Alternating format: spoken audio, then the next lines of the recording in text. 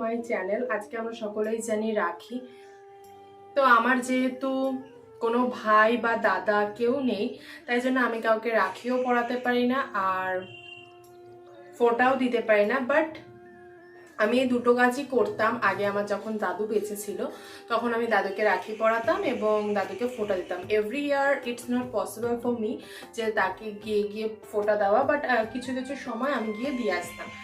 তো এখন যেহেতু দাদু নেই, সেহেতু আমার 3টে গোপাল আছে। আমি ওদেরকেই আজকে রাখি পরাবো এবং ওদের আজকে কিভাবে কি খেতে দিই, কিভাবে কি মানে ওদেরকে সাজিয়ে দিই, সব কিছু আজকে তোমাদের এই ভিডিওর মাধ্যমে দেখাবো। তো তোমরা ভিডিওটা একদম এন্ড অবধি দেখবে। এখন আমি আমাদের ঠাকুর ঘরে রয়েছি। আমাদের ঠাকুর ঘরটা তোমরা আগে অনেকেই দেখেছো। তো চলো এখন গোপালকে একটু স্নান টান করিয়ে সুন্দর করে সাজিয়ে গুছিয়ে তার এর মধ্যেই ভিডিওটা স্টার্ট করি। তো প্রথমেই তোমরা এখানে দেখতে পাচ্ছ আমাদের 3টে গোপাল। বড় গোপালকে নামিয়ে নিলাম এবং ওর জামাটা খুলিয়ে ওকে গামলায় বসিয়ে দিলাম। যেহেতু আমি আগেও ওর মানে ওকে এঁকেছিলাম, ওর গা হাত পায়ে এঁকেছিলাম সুন্দর সুন্দর ডিজাইন, তো সেগুলোকে কিন্তু তোলাটা মাস্ট। তার আগে আমি ওর হাতের থেকে চুরটা খুলে নিলাম। যেহেতু চুর না খুললে হাতের ওই জায়গাটা রেস্টটা ঠিক করে পরিষ্কার করা যাবে না, যেহেতু প্রতিটা জায়গায় কিন্তু সুন্দর করে পরিষ্কার করে নিতে হবে। আর যেহেতু ফেব্রিক কালার দেওয়ার পরে আমি রেজিন ইউজ করি, সেহেতু অনেক দিন কিন্তু লং লাস্টিং হয় কালারগুলো।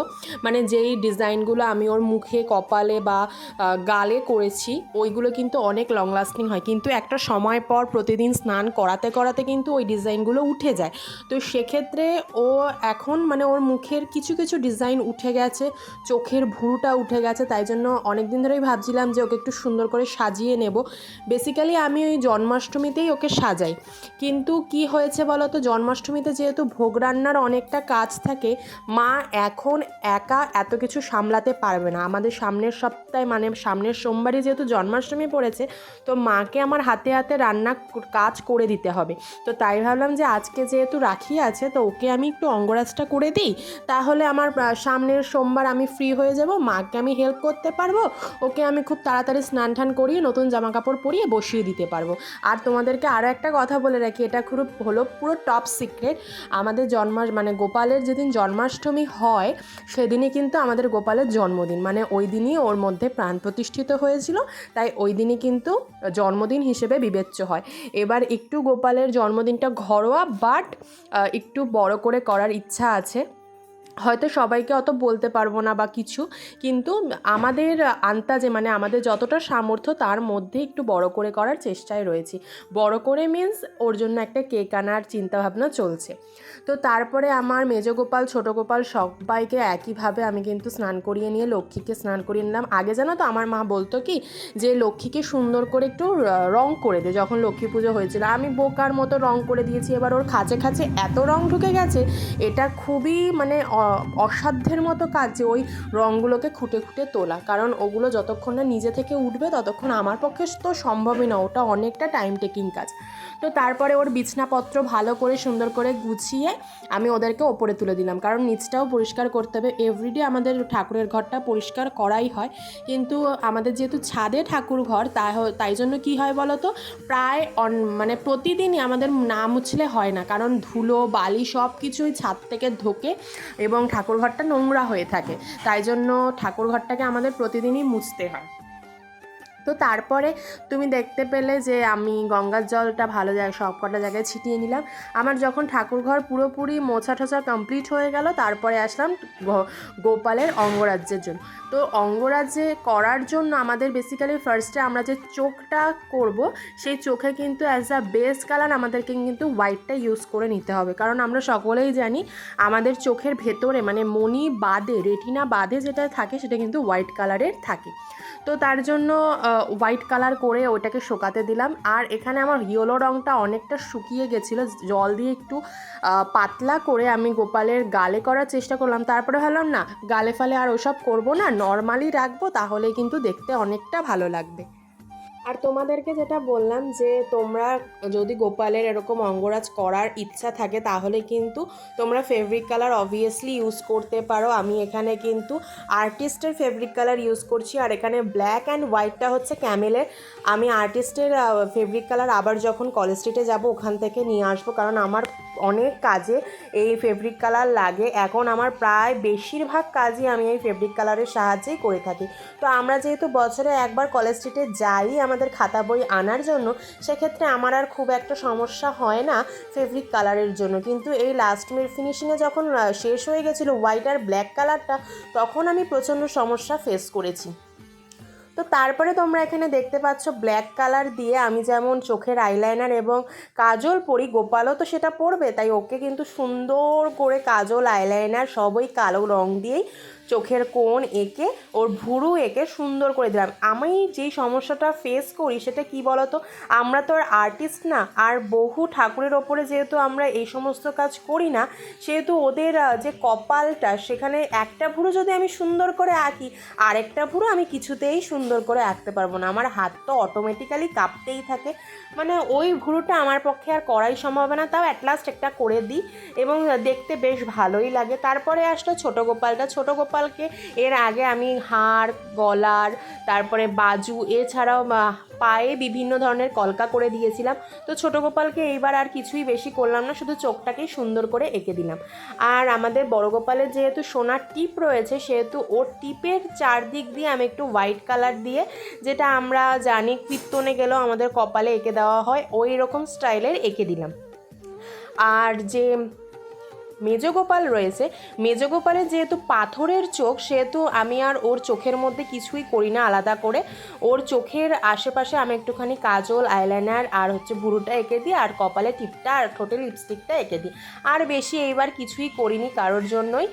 আর আমার মনে হয় একটু সিম্পল রাখাটাই বেশি সুন্দর লাগে, ওদেরকে একদম মনে হয় যেন বাচ্চা বসে আছে, তাই জন্য আমি সিম্পল রাখারই চেষ্টা করি।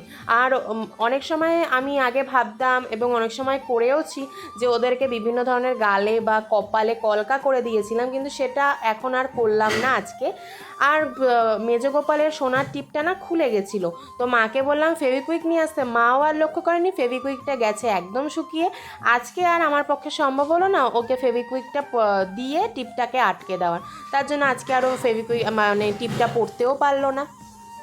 আমার জন্য আমার তিনটে গোপালই খুব খুব স্পেশাল। আর এই 3 নম্বর মানে এই মেজ গোপাল যে আছে, সে হচ্ছে আমার দিদা আমাদেরকে এনে দিয়েছিল।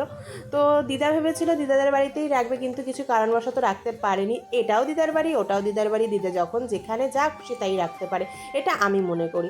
আর আমাদেরকে এনে দিয়ে আমার তো বেশ ভালোই লাগছে, কিন্তু এরপরে আমার একটা ইচ্ছা আছে বড় গোপালের, কোনোদিনও যদি ভগবান চায় আমার ঘরে আসতে, তাহলে আমি একটা বড়, বেশি বড় না, ছোটো বাচ্চা যেমন হয় ওরকম আমি আনবো।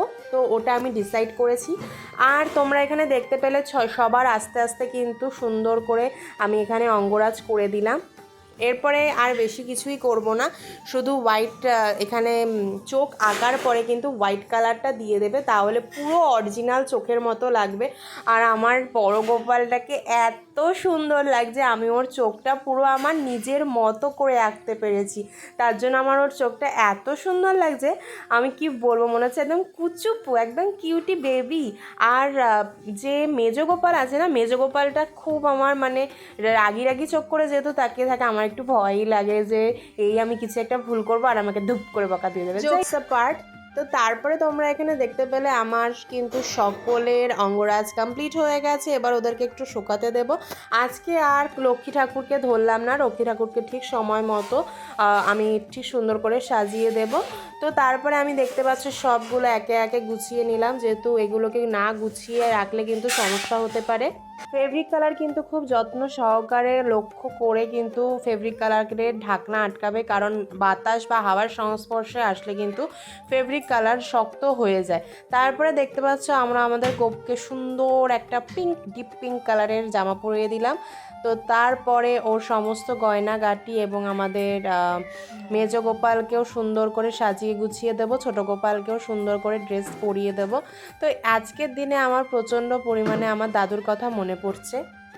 আমার আজকে একটা কথাই খুব মনে পড়ছে, যখন আমি সবে আঁকা শিখি, মানে সবে আঁকা শেখার অনেকটাই দেরিতে, যখন আমাদের ক্রাফট শেখানো হতো আঁকার স্কুলে, তখন আমি রাখি করা শিখেছিলাম এবং আমার খুব মনে পড়ছে যে সেই সময় আমি দাদুর জন্য একটা বড় রাখি বানিয়ে নিয়ে গেছিলাম এবং দাদুর হাতে পরিয়ে দিয়েছিলাম। দাদু বলেছিল খুব সুন্দর হয়েছে রে দিদিভাই, ওই একটা মানুষই আমাকে দিদিভাই বলে ডাক। আমার গোপালের জন্য একটা বানিয়েছিলাম সেই সময়, যেহেতু আমাদের বড় গোপালই একা ছিল তাই ওকেই একটা বানিয়ে দিয়েছিলাম। বেসিক্যালি এই মেজ গোপালটা হচ্ছে দিদাই এনে দিয়েছিল এবং ছোট গোপালটা ছিল আমার বাবা যেখানে কাজ করতো পার্ট টাইম জব, তা সেই মালিকের বাড়িতে ছিল। তো একদিন গেছিলাম তাদের বাড়িতে, তো তারা বলছিল যে গোপালকে তারা বন্ধ করে রেখেছে আলমারিতে। আমার মা বলে যে আপনারা তো বন্ধই করে রেখেছেন, তাহলে গোপাল পুজো দেবেন, কারণ গোপালকে পুজো না দিলে কিন্তু সেটা ও স্বপ্ন দেখায় বা এরকম কিছু আমার মা বলেছিল। তো তখন উনি নিজেই যেচে বলেছিল তাহলে তোমরা গোপালটাকে নিয়ে যাও, আমার এখানে তো আর বসানোর জায়গা নেই, তো তাই জন্য আমরা ছোট গোপালটাকে নিয়ে আসি। আমাদের হতে পারে সিংহাসনে অতটাও জায়গা নেই, কিন্তু আমরা সব সময় চেষ্টা করি যে ওদের সবাইকে এক জায়গায় রাখার, এবং যখন আমি মাঝে মাঝে মেজোটাকে নামিয়ে দিই আমার মা ঠিক আবার ওই একই স্থানে ওদেরকে রেখে দেয়। যদি একটু সময় বা একটু আর্থিক অবস্থা সচ্ছল হয় তখন ওদেরকে একটা আলাদা সিংহাসন বা একটা আলাদা খাট কিনে দেওয়ার চেষ্টা করব, কিন্তু এখন এই মুহূর্তে কিছু করার চিন্তা ভাবনা করছি না, কারণ তোমাদেরকে বললামই যে আমরা একটা বড় গোপাল কেনার চিন্তা ভাবনায় রয়েছি। তো ওটা কবে কিনবো তাও জানি না, যদি ভগবান কোনোদিনও চায় তাহলেই কিনতে পারবো, কারণ ভগবানের ইচ্ছা শক্তি ছাড়া তো আমরা কোনোদিনই কোনো কাজ করতে পারি না। আজকে আমার দাদু নেই ঠিকই, কিন্তু আজকে আমার দাদুর কথা তোমাদেরকে প্রথম থেকেই বলছি, খুব মনে পড়ছে, কারণ আজকে দাদুর সেই হাতটা নেই যে হাতে আমি রাখি পরাতাম। ইভেন তিনি যখন মারা গেছিল তখনও আমি সেই হাতটা ছুঁতেও পারিনি। তোমাদেরকে একটা কথা বলতে আজকে আমার খুব মন চাইছে, যখনই আমি মামা বাড়িতে যেতাম বা মামা বাড়ি থেকে আমি বাড়ি আসার উদ্দেশ্যে বেরোতাম না, তখন আমার দাদু আমার সাথে হ্যান্ডশেক করতো, যেটা আমি এখন প্রচণ্ড পরিমাণে মিস করি। এবং আমার দাদুর বাঁ পাটা ভাঁজ করে বসতো এবং ডান পাটা ছেড়ে নামিয়ে বসতো, আর আমার সাথে সমস্ত গল্প সে করতো, তার ভালো লাগা ভালো মন্দ সব কিছু সে কিন্তু আমার সাথে সব কিছুই শেয়ার করতো।